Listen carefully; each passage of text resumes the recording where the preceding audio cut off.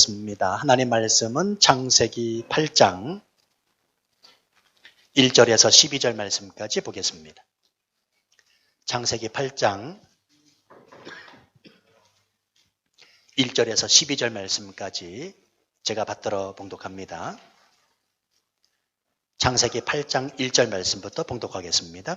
하나님이 노아와 그와 함께 방주에 있는 모든 들짐승과 가축을 기억하사 하나님이 바람을 땅 위에 불게 하심에 물이 주로 들었고 깊음의 샘과 하늘의 창문이 닫히고 하늘에서 비가 그치매 물이 땅에서 물러가고 점점 물러가서 150일 후에 줄어들고 일곱째 달 곧 그 달 11의 날에 방주가 아라랏산에 머물렀으며 물이 점점 줄어들어 열째 달 곧 그 달 초 하룻날에 산들의 봉우리가 보였더라.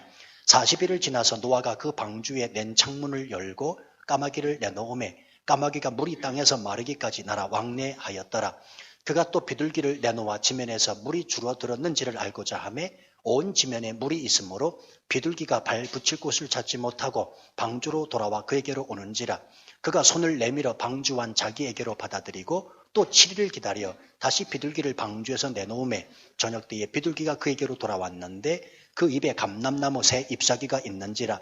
이에 노아가 땅에 물이 줄어든 줄 알았으며 또 7일을 기다려 비둘기를 내놓음에 다시는 그에게로 돌아오지 아니하였더라. 아멘. 잠깐 기도하겠습니다. 하나님 아버지,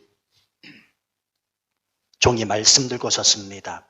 이 시간 종의 모습은 온전히 감춰주시고 하나님의 영광의 빛이 드러나는 시간 되게 하옵소서. 주께서 친히 말씀하여 주옵소서. 말씀이 성도들에게 용기되고 힘되고 무엇보다도 순종하겠노라고 다짐할 수 있는 시간 되게 하옵소서. 예수님의 이름으로 기도하옵나이다. 아멘. 저는 지금도 수용을 하지 못합니다. 지금도 수용을 하지 못한다라는 말은 몇 번 수용을 좀 해보려고 시도했다는 말이기도 합니다. 교회를 개척하고 이쪽으로 이렇게 가다 보면 무반 팜 스프링이라고 하는 곳이 있습니다. 바로 그곳에서 교회를 시작했을 때 그 무반 단지 안에 수영장이 있었거든요. 지금 여러분들이 어떻게 그 수영장을 평가하실는지 모르지만 그 당시 저로서는 너무너무 좋은 아주 환상의 수영장이었습니다. 그래서 수요일 예배를 마치면 당시 저희 교회를 나왔던 청년 하나가 있는데요. 지금은 결혼을 하고 호주로 이사를 갔습니다. 그 청년에게 제가 2달 동안 수영을 배웠습니다. 그 청년이 스킨 스쿠버 다이빙 하는 사람이 있거든요. 수영을 얼마나 잘하겠습니까?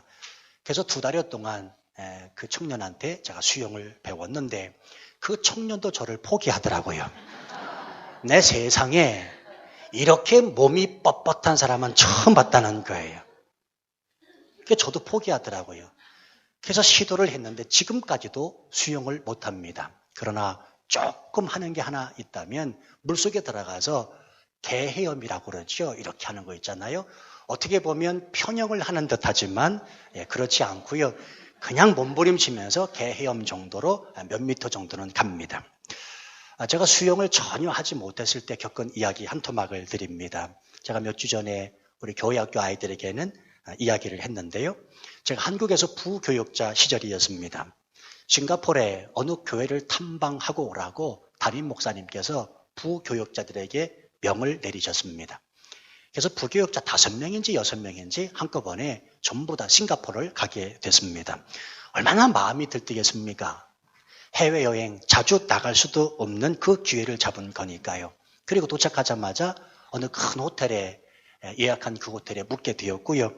그날 저녁에 그 호텔 수영장을 이용하게 됐습니다. 자, 그런데 여러분 아시다시피 호텔 수영장은 비스듬히 이렇게 높이가 다르잖아요. 여기서부터 1.5m면 여기는 2m잖아요. 그렇죠. 어떤 경우는 2m 50cm 그렇게 되는 경우도 있지 않겠습니까? 제가 해외여행을 자주 가본 것도 아니고 호텔 수영장이 그렇게 생겨 먹었다는 걸 제가 어떻게 알겠습니까? 그 호텔에 들어가 그 저녁 시간에 부교육자들 전부 다 수영복으로 갈아입고 또 외국 사람들도 많이 있었습니다. 그 수영장에서 수영을 하고 있었습니다. 아니, 정확히 표현을 하자면 발 딛고 수영을 한 척 한 겁니다. 그런데 아뿔싸 발이 땅에 닿질 않는 거예요. 꼬르륵 꼬르륵 제가 물을 먹게 됐습니다. 그런데 소리를 못 지르겠더라고요. 왜냐하면 바다도 아니고 저수지도 아니잖아요. 호텔 수영장입니다. 호텔 수영장에 빠져가지고 허부적거리면서 살려달라고 하는 것이 너무너무 창피했던 겁니다. 짧은 시간인데 별의별 생각이 다 머리를 스쳐 지나갑니다. 아, 내 인생 여기서 죽어 끝나는구나. 내일 아침에는 신문에 나오겠다. 한국 사람 관광객 수영장에 빠져 죽다. 그러면서도 그 신문 기사 앞면을 생각하면서도 또 이런 생각이 듭니다. 심장마비로 죽었다고 하면 좋을걸. 수영장에 빠져 죽었다고 하지 말고. 뭐 그 짧은 시간 안에 별의별 시간이 다 드는 겁니다. 이건 진짜입니다. 경험해 보신 분들 아마 아실 텐데요. 근데 순간 이런 생각이 딱 들더라고요. 기왕에 죽을 거라면 한번 이런 시도는 한번 해보고 죽자. 그리고는 꼬르륵 들어갔다 나왔다 하고 있는데 소리도 지지 못하고 말이죠. 물을 그렇게 먹고 있는데 아예 물속으로 완전히 더 깊게 들어간 겁니다. 그리고는 발을 수영장 바닥에 딱 딛고는 뻘쩍 한번 뛰어봤습니다. 그랬더니 조금 전진이 되면서 물 밖으로 머리가 쏙 나오더라고요. 그리고 숨을 후 내쉬고 다시 들어갔습니다. 그리고는 다시 발을 수영장 땅바닥에 대고 다시 펄쩍 뛰었더니 조금 더 전진이 되더라고요. 이걸 계속해서 반복을 하는 겁니다. 밖에 있는 사람들은 물에서 잘 논다라고 생각했을지 모르지만 저는 지금 죽느냐 사느냐인 겁니다. 죽느냐 사느냐. 하나님이 바로 그 순간에 지혜를 주셔가지고 수영을 전혀 못하니까요. 그냥 한번 깊숙이 들어갔다가 폴짝폴짝 뛰면서 이 위기를 모면해보자라는 생각에 깊게 들어갔다가 조금 뛰고 깊게 들어갔다가 조금 뛰면서 숨을 쉬면서 조금 전진을 한 겁니다. 이때 제 모습을 누가 지켜보고 있었냐면 저희 교회에 예전에 박창길 지금 목사님이 되셨는데 그 목사님이 제 모습을 보고 아차 싶었던지 구명정을 던져주시더라고요. 이분은 영독 출신인데 물개거든요. 그러니까 지금 딱 상황을 보니까 그게 아닌 겁니다. 물속에서 잘 노는 게 아니라 이건 위험한 상황인 거예요. 그래서 수영장 풀에 있던 그 구명정 하나를 딱 던져주면서 제가 살았습니다. 그리고 지금 여러분 앞에 있습니다. 아멘. 성도 여러분, 저는 이 일을 겪으면서 아주 뼈저리게 그리고 확실하게 한 가지 배운 것이 있습니다. 그게 뭐냐면 성경이 말씀하는 이 구원이라고 하는 단어입니다.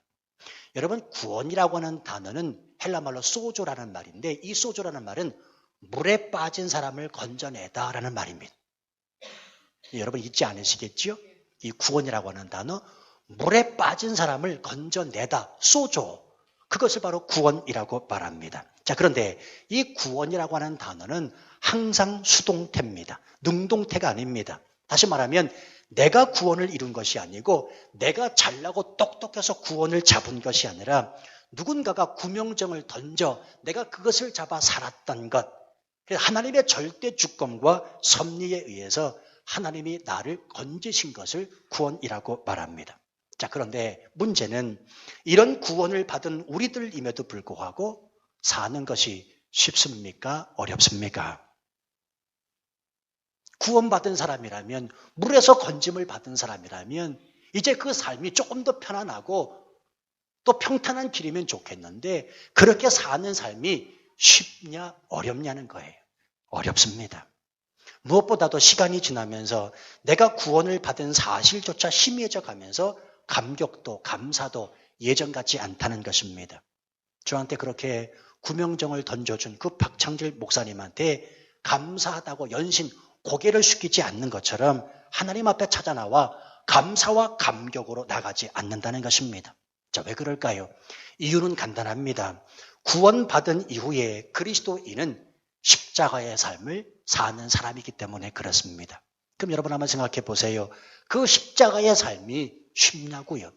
누가 십자가의 삶을 사는 것이 쉽다고 말할 수 있습니까? 십자가의 삶은 어렵습니다. 차라리 도덕적이고 윤리적인 삶을 살려고 하면 쉽습니다. 왜요? 도덕적이고 윤리적인 삶을 사는 척하면 되기 때문에 그렇습니다. 하지만 십자가의 삶이라는 그런 게 아니잖아요. 십자가의 삶이라고 하는 것은 뭐뭐 하는 척이 아니라 실제로 주님이 못 박히셨던 것처럼 나도 십자가에 못 박혀 죽는 삶, 그게 좀 어렵겠냐는 말이에요. 내가 죽지 아니하면 열매를 맺을 수가 없고 내가 죽지 아니하면 하나님 앞에 영광을 돌릴 수 없는데 그 구원받은 백성으로 구원받은 이후의 삶이 쉽겠냐고요. 어렵지요. 십자가의 삶이니까. 우리는 오늘 본문에서 이 구원에 관한 좀 더 자세한 의미를 생각해 볼 수 있고요. 구원받은 백성으로 어떻게 살아가야 하는지 몇 가지 영적인 의미들을 생각해 볼 수가 있습니다. 자, 노아의 방주는 구원적 측면으로 봤을 때 두 가지 의미가 있습니다. 첫 번째 뭐냐면 구원이란 방주로 들어가는 것이다. 자, 그리고 두 번째는 구원이란 방주에 들어가 사는 것입니다. 다시 말씀드릴게요. 굉장히 중요한 말씀인데 구원적 측면에서 이 노아 방주는 두 가지 의미가 있다. 첫 번째는 방주로 들어가는 것이다. 두 번째는 방주에 들어가 사는 것이다. 자, 그런데 여러분 방주로 들어가는 일은 어쩌면 쉽습니다. 물론 방주 안으로 들어가게 하시는 분도 하나님이시지만 하나님이 명령하실 때 그냥 걸어 들어가면 되기 때문에 그렇습니다. 다시 말하면 하나님이 택한 자를 부르실 때 아멘 하고 순종하면 구원을 얻는 것과 마찬가지입니다. 이건 어떻게 보면 세상에 믿지 않는 사람들을 생각해 보면 어렵지만 우리 입장에서 생각해 보면 하나님의 은혜요. 그래서 하나님의 그 은혜가 쉽다는 이야기입니다. 자, 그런데 방주 안에 들어가 사는 일은 결탄코 쉽지 않습니다. 왜 그럴까요? 그곳은 좁고 제한된 공간에 게다가 온갖 짐승들과 더불어 1년여를 방주에서 지난다고 생각해 보십시오. 이게 어디 쉬운 일입니까? 때문에 방주 안은 결코 행복한 공간이 아닙니다. 자, 여기 아주 중요한 영적인 메시지가 있습니다. 성도 여러분, 우리가 하나님의 은혜로 구원을 받았다면 왜 구원받은 이후에 힘들고 어려운 삶을 살아가야 되는가? 그것은 지금 우리가 방주 안에 있기 때문에 그렇습니다. 지금 우리가 방주 안에 있어요. 여러분, 거룩해야 할 교회가 왜 사람 냄새가 나고요? 좁고 불편하고 왜 때로는 답답함이 느껴지는지 아십니까? 교회가 방주이기 때문에 그렇습니다. 그럼에도 불구하고 중요한 사실은 우리가 그 방주 안에 있어야 살 수 있다는 사실입니다. 싫든지 좋든지 간에 구원은 그 방주 안에 있을 때 임하기 때문에 그렇습니다. 오늘 본문의 1절 말씀을 보세요. 하나님이 노아와 그와 함께 방주에 있는 모든 들짐승과 가축을 기억했다. 기억하사. 얼마나 은혜가 되는 말씀인지 모릅니다. 지금 하나님께서 방주 안에 노아뿐만이 아니고 방주 안에 모든 들짐승까지도 기억하신다 말씀하고 있습니다. 이것은 돌보신다. 그가 친히 살피신다. 그가 친히 권고하신다. 그가 모든 일들을 주관하신다라고 하는 뜻이거든요. 성도 여러분, 혹시 여러분 중에 교회 안의 사람들을 보고 실망을 갖고 계신 분이 계십니까? 냄새나고 더러운 죄성을 가진 인간들이 모여있는 곳이기에 교회가 진절머리 나시는 분이 계십니까? 잊지 마십시오. 비록 교회가 그런 곳이라 할지라도 주님은 그 교회 안에 속한 모든 자를 지키시고 보호하시고 돌보신다는 사실입니다. 사실은 이 한 구절 말씀만 우리가 깨달아도요, 교회 안에 모든 사람들과 평화할 수 있습니다. 지금 방주 안에 노아뿐만이 아니라 모든 들짐승들을 하나님께서 기억하신다, 돌보신다, 살피신다. 지금 우리가 방주 안에 들어와 있습니다. 내가 미워하는 그 사람도 하나님이 기억하신다, 돌보신다, 인도하신다. 그러니 그 사람과 관대를 멀리하고 그 사람을 미워할 수가 없다는 말이지요. 어떤 통계에 의하면 지금 한국 교회 내에 가나안 성도가 100만 명이래요. 가나안 성도 뭔 줄 아시지요? 가나안을 거꾸로 하면 안 나가 성도.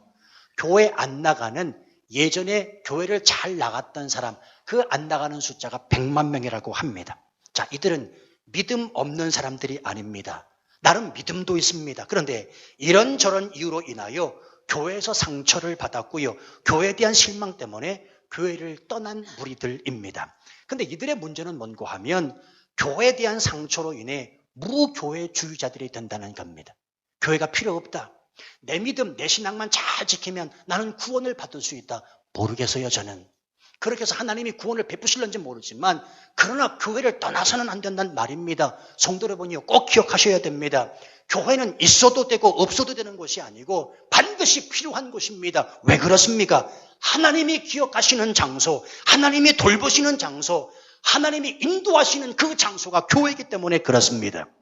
구원을 이루는 곳이 교회이기 때문에 그렇다는 거예요.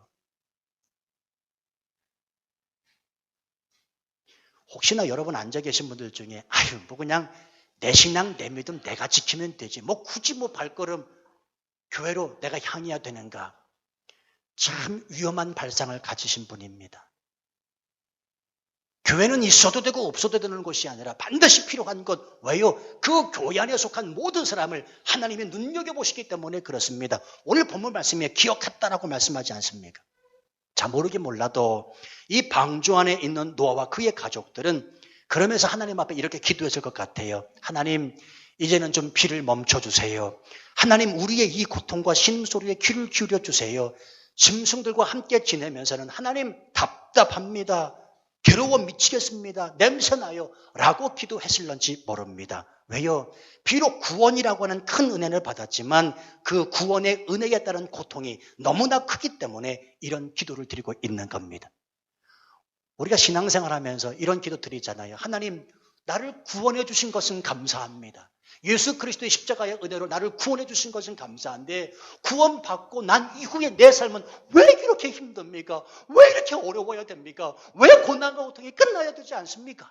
라고 하나님 앞에 기도로 나가시잖아요. 지금 모르긴 몰라도 방주 안에 있었던 노아와 그의 가족들은 분명히 이렇게 기도했을 것입니다. 그래서 하나님은 그 노아와 노아 식구들의 기도에 외면하지 않으셨던 것 같아요. 1절 하반절 말씀해 보시면 하나님이 바람을 땅 위에 불게 하심에 물이 줄어들었고 라는 말씀이 있습니다. 자, 보세요. 지금 하나님은 가만히 침묵하고 계시는 분이 아님을 알 수가 있습니다. 일하며 움직여 나가고 계십니다. 노아와 노아 식구들뿐만 아니고 모든 짐승까지도 기억하신 하나님은 이제 그 땅을 회복하시기 위하여 움직이신다는 사실입니다. 자, 보세요. 하나님이 바람에게 명하사 땅의 물을 감하게 하시잖아요. 참 재미난 표현인데요. 성경에서 바람을 일으켜 물을 뺀 예가 있습니다. 바로 홍해 사건인데 출애굽기 14장 21절 말씀에 보면 이런 말씀이 있습니다. 모세가 바다 위로 손을 내밀매 여호와께서 큰 동풍이 밤새도록 바닷물을 물러가게 하시니 물이 갈라져 바다가 마른 땅이 된지라. 지금 이 바람은 우리가 경험하는 일반적인 바람이 아니었을 것입니다. 아주 특별한 바람이었을 것입니다. 그 바람이 물을 가르고 홍해길을 만듭니다. 자, 중요한 건 누가 하셨다고요? 하나님이 하신 일입니다. 성도 여러분이요, 우리의 삶 가운데서도 하나님이 일하도록 하셔야 됩니다. 바람으로 물을 감하셨던 하나님이 우리 삶에도 바람을 일으키신다면 우리의 앞길은 시온에 들어가 활짝 열려지듯이 열려지게 될 것입니다. 이 땅에 성령의 바람이 불면 이 땅에 하나님의 나라 땅 되게 하실 줄로 우리는 믿습니다. 내 기업과 사업, 내 자녀에게도 하나님이 일하시면 마른 땅이 나타나 귀 되게 하실 줄로 우리는 믿습니다.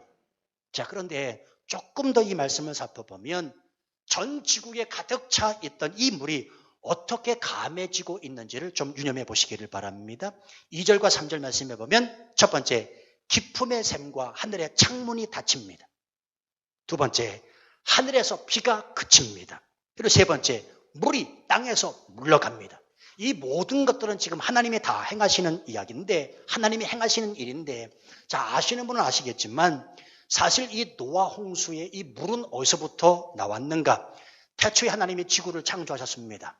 그리고 그 지구를 덮고 있던 물층이 있었습니다. 이 물층을 뭐라고 그러냐면 궁창이라고 합니다. 그 궁창의 물들이 다 지구로 쏟아진 겁니다. 지금은 궁창이 있습니까? 없습니까? 없어요. 그 궁창이 없어진 거로 피부색이 달라지고 우리의 수명이 급격히 줄어들게 된 겁니다. 지금은 궁창에 물이 없습니다. 그 궁창의 물이 다 쏟아졌습니다. 자, 그리고 밑에서 터지는 기쁨의 샘들, 밑에서 터지는 기쁨의 샘들 때문에 홍수가 나게 된 겁니다.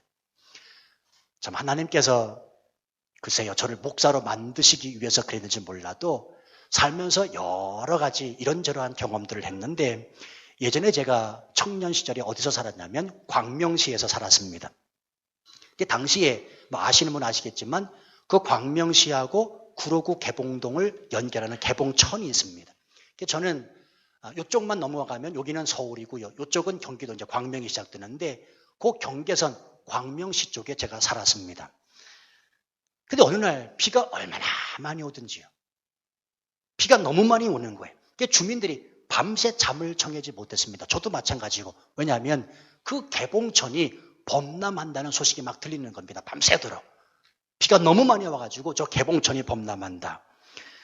근데 아침에 그 개봉천이 범람을 했습니다. 그래서 홍수가 난 겁니다. 그 광명시 일대가 전부 다 홍수가 시작이 되는데 저는 개봉천이 딱 넘치면 홍수가 날 줄 알았는데 물론 그것도 있지만요. 아주 신기한 경험 한 가지를 했습니다. 개봉천이 딱 넘치니까요. 도로의 모든 하수구들이 다 역류를 하기 시작합니다. 도로의 모든 하수구들이. 이 개봉천에 물이 넘쳐서 홍수 나는 게 아니라 물론 그것도 있겠습니다만 일단 도로의 모든 하수들이 다 역류를 하기 시작합니다. 집에 갔더니요. 심지어 저희 부엌에 수책군역이라고 그러죠. 부엌에 보면 물 빠지는 곳 있잖아요. 거기서도 물이 콸콸콸 솟아오릅니다. 조금 이따 식사하실 텐데 그 당시에 저희 집이 푸세식 화장실이었습니다. 푸세식. 어머나 세상에 쭉 올라오더라고요. 쭉 올라와요. 아십니까? 쭉 올라온다니까요. 그래서 홍수가 나는 거예요. 자, 여러분 이게 바로 밑에서 터지는 기품의 샘들입니다. 밑에서 터지는 기품의 샘들. 게다가 40주야 계속해서 비가 옵니다. 이 비는 소낙비가 아니라 그냥 내리붓는 폭포수 같은 비입니다. 자, 그런데 이제 이것들이 닫히고 그치면서 물이 빠지고 있습니다. 자, 특별히 기품의 샘과 하늘의 창문이 닫혔다라는 말은 원래의 모습대로 원래의 위치로 돌아가고 있음을 보여줍니다. 누가 하신 일이라고요? 하나님이 그렇게 하십니다. 하나님이 여시고 하나님이 닫고 계십니다. 이 기간이 며칠인가? 3절 하반절 말씀해 보면 150일이라. 150일이라. 자, 여러분 비는 갑자기 왔습니다. 40일 주야로 왔습니다. 그런데 물이 빠지는 시간은 150일. 아주 천천히 빠지기 시작합니다. 아십니까? 하나님은 하나님의 일을 행하실 때 빠르게 하시기도 하시고 천천히 하시기도 한다는 사실을요. 중요한 사실은 빠르게 천천히가 아니라 하나님은 하나님의 일을 행하는 데 있어서 아주 철두철미하게 빈틈없이 행하신다는 사실입니다. 그러니까 내가 급한 거지 하나님은 급하실 게 하나도 없는 겁니다. 여러분 인생을 살아가시면서 급할 때 있지요. 근데 그건 내가 급한 겁니다. 하나님은 급하지 않아요. 하나님은 빠르게도 하시고 하나님은 느리게도 하시는 분이십니다. 중요한 사실은 빠르게도 하시고 느리게도 하시는데 정확하게 빈틈없이 하나님이 내 인생을 이끌어 가신다는 것입니다. 자, 보세요. 하나님이 얼마나 정확하신 분이신지 4절 말씀 보면 일곱째 달 곧 그 달 11의 날에 방주가 아라랏산에 머물렀다. 5절 보면 물이 점점 줄어들어 10째 달 곧 그 달 초하룻 날에 산들의 봉우리가 보였다. 7월 17일, 10월 1일 아주 정확한 날짜까지 기록되어 있다는 사실입니다. 게다가 방주가 아라랏산에 머물렀다. 자, 지금 이 아라랏산은 터키에 있는 산 이름입니다. 원문을 보면 그런데 아라랏산이 아니고요. 아라랏산들입니다. 다시 말하면 이란과 터키와 러시아 국경에 있는 큰 산줄기, 근 산줄기 중 한 곳에 지금 방주가 머문 것입니다. 자, 날짜상으로 보면 2월 17일에 홍수가 시작되었고 10월 1일 날 드디어 산들의 봉우리가 보이기 시작을 합니다. 무려 8개월 만에 땅이 보이기 시작하는 겁니다. 자, 여기서 우리가 한 가지 짚고 넘어가야 될 게 있는데요. 사실 산 봉우리들은 홍수 때 지각 변동에 의해서 생겨났다는 것이지요. 시편 104편 6절로 8절 말씀은 이것을 아주 잘 묘사해 줍니다. 옷으로 덮음같이 주께서 땅을 깊은 바다로 덮으심에 물이 산들 위에 솟아올랐으나 주께서 꾸짖으시니 물은 도망하며 주의 우레소리로 말미암아 빨리 가며 주께서 그들을 위하여 정하신 주의 곳으로 흘러가고 산은 오르고 골짜기는 내려갔나이다. 왜 산봉우리들이 생겨났는가? 그건 이 노아 홍수 사건으로 말미암아 생겨났다는 것입니다. 그래서 오늘날 학자들이 히말라야, 알프스, 안데스 산맥들의 그 지질을 조사해 보면요. 모두가 젊은 산들이랍니다. 채 만년이 되지 않은 산이고 그리 오래되지 않았다고 말합니다. 게다가 이런 산들 중턱에는 조개 껍질이나 물고기 화석 등이 발견되고 있습니다. 제가 한 4년 됐나요? 4년 전에 여기 중국 곤명이라고 하는 곳을 갔는데 곤명에 가면 성림이라고 하는 곳이 있습니다. 아주 유명한 산인데 큰 산이죠. 근데 제가 그 성림에 들어가는데 거기 가게들이 즐비한단 말이죠. 그 가게 어느 한 곳에 제가 주목하게 됐습니다. 어느 아주머니가 이만한 다라에다가 조개 껍질을 팔아요.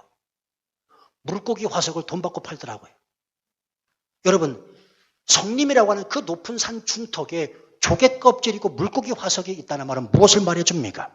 이러한 사실들은 노아 홍수가 아니면 도무지 설명할 길이 없는 겁니다. 자, 중요한 사실은 이 방주 안에 구원받은 노아와 그의 가족들은 하나님께서 행하시는 이 모든 일들을 그저 온전히 기다리고 있었어야 된다는 사실입니다. 그 기다림이 얼마나 지쳤을까요? 그럼에도 불구하고 노아는 기다리고 있습니다. 조급해하지 않습니다. 6절 말씀 보시겠어요? 40일을 지나서 노아가 그 방주에 낸 창문을 열고 7절 까마귀를 내놓음에 까마귀가 물이 땅에서 마르기까지 날아 왕래하였더라. 그러니까 홍수가 난 지 7개월 13일째 되는 날 노아는 창을 열고 까마귀 한 마리를 내보냅니다. 자, 그런데 까마귀는 돌아오지 않았습니다. 여기서 왕래했다라는 말은 이리저리 돌아다녔다는 말이거든요. 자, 그러면 이 까마귀는 어떻게 됐을까요? 재미난 해석이고 흥미로운 해석인데요. 까마귀는 물 위에 둥둥 떠다니는 사람이나 동물들의 시체를 뜯어먹고 옮겨다니느라고 방주로 돌아올 생각을 하지 않았다는 거예요. 그리고 노아는 이 까마귀가 돌아오지 않자 또다시 이번에는 뭘 내보내요? 비둘기를 내보냅니다. 그리고는 그 비둘기가 내려앉을 만한 곳을 찾지 못하고 다시 방주로 돌아오자 7일을 더 기다려 비둘기를 또 내보냅니다. 그리고 11절에 보면 이제는 비둘기가 감람나무 잎사귀를 가지고 돌아왔지요.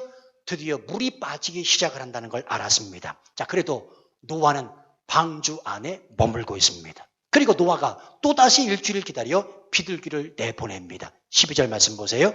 또 7일을 기다려 비둘기를 내놓음에 다시는 그에게로 돌아오지 아니하였더라. 이제 비둘기는 갈 곳이 많아졌기 때문에 방주 안에 들어올 필요가 없었다는 것입니다. 자, 여러분, 여기서 우리가 아주 주목해서 보셔야 될 것이 있습니다.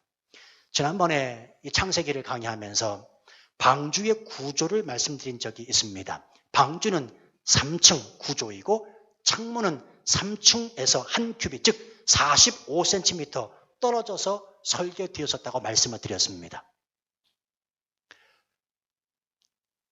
망각은 하나님의 은혜입니다. 괜찮아요? 망각은 하나님의 은혜니까. 다시 말씀드릴게요. 방주는 3층 구조이고 창문은 방주 3층에서 한 큐빗, 즉 45cm 떨어져 설계되어 있는 구조입니다. 자, 그러면 한번 생각해 보세요. 저와 여러분이 7개월 13일째 방주 안에 갇혀 있습니다. 방주 안에서 밖은 보이지가 않습니다. 자, 그래서 땅이 말랐는지 안 말랐는지 확인하려고 마음 먹었다면요, 까마귀를 내보낼 리가 없고 비둘기를 내보낼 리가 없습니다. 왜냐하면 내 눈으로 직접 확인하면 되잖아요. 내 눈으로 직접 확인하면 되잖아요. 때문에 저 같으면 코끼리 등이라도 밟고 올라가서 어떻게 해서라도 3층 창문 꼭대기까지 올라가서 땅이 어떻게 되었는지 내 눈으로 직접 확인했을 것입니다. 자, 그런데 노아는 그렇게 하지 않고 있습니다. 노아는 조급하게 행동하지 않습니다. 그리고 마음대로 추측하지 않고 있습니다. 까마귀를 내보내고 비둘기를 내보내면서도 차분하게 하나님의 말씀을 온전히 철저히 기다리고 있습니다. 성도 여러분, 왜 하나님께서 노아를 인정하셨는지, 왜 노아가 하나님께 은혜를 입은 사람인지 아십니까? 노아의 위대함은 바로 여기에 있습니다. 노아는 구원받은 사람입니다. 그렇지만 그 구원의 삶은 답답한 방주 안에 머물러 있습니다. 그럼에도 불구하고 그는 절대로 하나님보다 자신이 앞서지 않고 있다는 사실입니다. 하나님보다 앞서 행하지 아니하고 하나님의 말씀을 온전히 지켰기 때문에 노아의 위대함은 바로 거기에 있다는 사실입니다. 철저하게 하나님의 말씀을 기다리고 있습니다. 그러면서도 자기가 할 일은 하고 있어요. 그걸 뭐라고 하냐면 지혜로운 행동이라고 하는데, 그게 뭐냐면 까마귀를 내보내고 비둘기를 내보냅니다. 여러분, 굉장히 중요합니다. 구원은 전적인 하나님의 은혜입니다. 그러나 구원받은 은혜를 따라 사는 그리스도인은 하나님이 주시는 그 지혜로움을 가지고 탐색하고 고민하고 생각하고 움직이고 행동해야 합니다. 하나님이 모든 것을 다 해주시겠지. 은혜로 나를 구원해 주신 하나님이 내 삶도 다 해주시겠지. 그래서 가만히 있는 것이 능사가 아니라는 것입니다. 지혜롭게 행동하셔야 됩니다. 가만히 앉아서 사과가 떨어지려면 기다려서는 안 된다는 것입니다. 탐색하고 고민하고 움직이고 행동하여 그 사과를 따 먹어야 된다는 것입니다. 그건 지혜로운 것이라는 말입니다. 예를 들어서 학생이 공부 잘하고 싶다. 그러면 열심히 공부하는 것이 맞아요. 하나님이 다 공부 잘하도록 해주시겠지 하고 자기는 공부를 하지 않는다면 그게 무슨 소용입니까? 하나님이 다 알아서 해주실 거야. 이건 지혜로운 사람이 아니라는 것입니다. 지금 노아는 지혜로운 행동을 하고 있습니다. 하나님의 말씀에 온전히 기다리고 있지만 자기가 할 일은 하고 있다는 것입니다. 까마귀를 내보내고 비둘기를 내보내잖아요. 그러면서도 노아는 철저하게 자신이 하나님보다 결코 앞서지 않고 있습니다. 성도 여러분이요, 우리가 신앙생활하면서 실수하는 것이 바로 이것인지도 모릅니다. 하나님보다 앞서 생각해요. 하나님보다 앞서 생각해요. 염려하고 근심하고 걱정하는 것 이미 주님께서 말씀하셨습니다. 다 내게 맡기라. 그런데 여전히 염려하고 걱정하고 근심합니다. 어쩌면 하나님보다 앞선 생각인지도 모릅니다. 잠잠히 참고 인내하면서 하나님이 말씀하실 때까지 기다려야 되는데 조급하게 성급하게 내가 결정을 내린다는 겁니다. 성도 여러분, 우리 철저하게 내가 말을 많이 하기보다는 정말 하나님께서 살아계시다면 그 살아계신 하나님을 내가 믿는다면 그 하나님 앞에서 온전히 주께서 끝까지 말씀하실 때까지 기다려보시지 아니하시겠습니까? 그러나 다만 내가 할 일은 해야죠. 까마귀를 내보내고 비둘기를 내보내는 지혜도 있어야 된다는 것입니다. 근데 우리는 그 지혜로움 없이 내가 직접 보려고 할 때가 있습니다. 땅이 말랐는지 안 말랐는지. 그래서 자기 눈에 들어오는 판단과 평가로 하나님의 일을 가늠하려고 할 때가 있다는 것입니다. 이해가 돼야 한다는 거예요. 납득되지 않으면, 상식적이지 않으면 비상식적인 것은 내가 도저히 받아들일 수 없다는 겁니다. 그건 하나님보다 지금 내 생각이 앞서고 있다는 것이라니까요. 성도 여러분, 구원받은 성도는 철저하게 하나님의 말씀에 순종할 수 있어야 됩니다. 하나님보다 앞서면 안 됩니다. 자, 여기서 하나님보다 앞서지 말라는 말은 아무것도 하지 말고 감나무 밑에서 감이 떨어지기만을 기다리는 사람이 되라는 말이 아니고요. 지혜롭게 행하되 내가 확인하려고 하고 내가 보려고 하고 내가 결정 내리지 말라는 것입니다. 우리가 다음 시간에 살펴보겠는데 이 노아는 방주의 뚜껑이 열립니다. 이제 하나님께서 방주의 뚜껑을 여시거든요. 그런데도 나오지 않아요. 하나님이 비로소 말씀하시니 방주에서 나옵니다. 저 같으면 그 방주 안에 있다가 뚜껑 열리자마자 그냥 나갈 것 같아요. 아예 문 앞에서 기다리고 있을 것 같아요. 덜컹하고 뚜껑 열리면 그냥 나갈 것 같아요. 그럼에도 불구하고 노아는 하나님이 말씀하시기까지 뚜껑이 열렸음에도 불구하고 나가지 않습니다. 얼마나 멋진지요. 철저하게 기다리고 철저히 하나님의 말씀에 순종하는 사람이었습니다. 그래서 지난 시간에 그 노아를 향하여 하나님께서 뭐라고 성경에 기록하고 있습니까? 다 준행하였더라. 노아는 다 준행하는 사람이었다고 기록하고 있는 것 아니겠습니까? 사랑하는 성도 여러분, 우리는 구원받은 하나님의 백성입니다. 하나님께서 우리에게 은혜를 베풀어 주셔서 주 예수 그리스도의 십자가 보혈의 피를 믿게 하심으로 우리를 죄로부터 구원해 내셨습니다. 이 사실이 분명하다면 답답해도 교회 안에 있기를 바랍니다. 교회는 주님이 기억하시고 돌보시는 곳이기 때문에 그렇습니다. 예루살렘을 떠나지 않아야 성령의 충만함을 받으셨다는 사실을 우리 잊어서는 안 됩니다. 한 주간 구원받은 하나님의 백성인 저와 여러분을 하나님이 기억하시고 돌보시고 살피시며 인도하시게 될 것입니다. 그저 하나님이 행하시는 모든 일에 순종하고 기다리십시다. 하나님보다 앞서 행하지 않는 지혜로운 우리 모두가 되시기를 주님의 이름으로 축원합니다.